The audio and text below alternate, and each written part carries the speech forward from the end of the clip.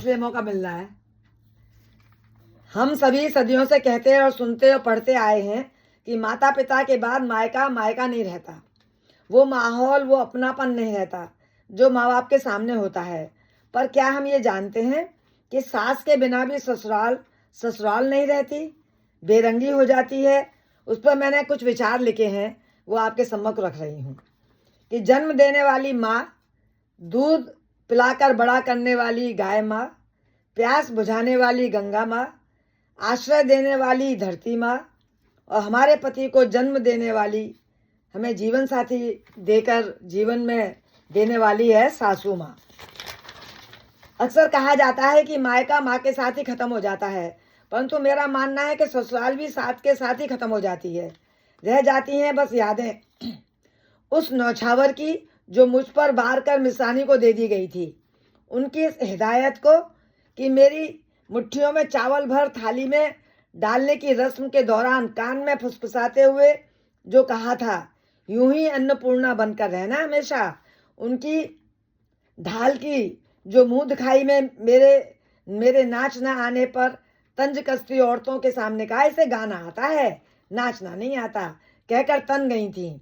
उनकी उसे सदा सौभाग्यवती रहो वाले आशीष की अपने गठ जोड़ उनके चरण स्पर्श करते ही मिलती थी।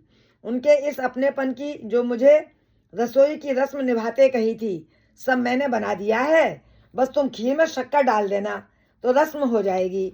उनकी इस चेतावनी की जो हर त्योहार से पहले मिल जाया करती थी, अरे बहू सुनो, सुहाग का त्योहार है, मेहंदी लगा लेना। उनकी इस दूरदृष्टिता को मेरी अधूरी ख्वाहिशों की मलाल को सांत्वना देती दिखाई देती है। खबर करें देर सवेर मिला करें। उनके इस बहाने को तो मेरे मायके जाने के नाम से तैयार हो जाता कि पता नहीं क्यों रात में जी घबराता उनके उस उल्हाने से जो मेरे बच्चों के संग शक्ति के दौरान सुनाया जाता था। हमने तो कभी ना मारे बच्चे अपने।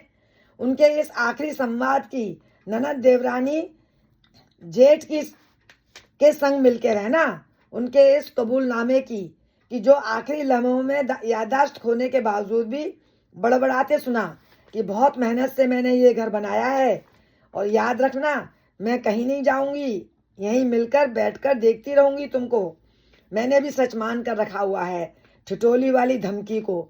जाने के बाद भी क्यों नहीं याद दिलाई कि कल मेहंदी लगानी है, आज सुहाग का त्योहार है और मैं तो भूल गई मेहंदी लगाना। नहीं मालूम कि इस रिश्ते की समझ हमें कब देर से क्यों आई। सासू माँ के चले जाने पर ससुराल बेरंगी हो जाती है। नारी के जीवन के दो किनारे नदी की तरह होते हैं, एक मायका दूसरा ससुराल। दोनों ही अपने हैं, दोनों का अलग अलग जायका है। सासू माँ के लाल संग से संग जुड़ा है। नारी के जीवन भर हिस्सा ससुर जी हैं। घर परिवार के सम्मान की साख ससुराल के आंगन में मेरे बच्चों की किलकारी, मायके में मेरी बहनें मेरी हमजोली, ससुराल में मेरी नंदें शक्कर की मीठी गोली। मायके में मामा काका पिता की मुस्कान, ससुराल में देवर जेठ हैं तीखे मिष्ठान। मायके में भाभी है ममता के खजाने की चाबी, ससुराल में देवरानी जेठानी है मेरे तरह बहती नदी की पानी। मायके में मेरा भैया एक आस जो बनेगा सुख में मेरी नैया, ससुराल में मेरे प्राण प्रिय सैया जो है मेरे जीवन की नैया।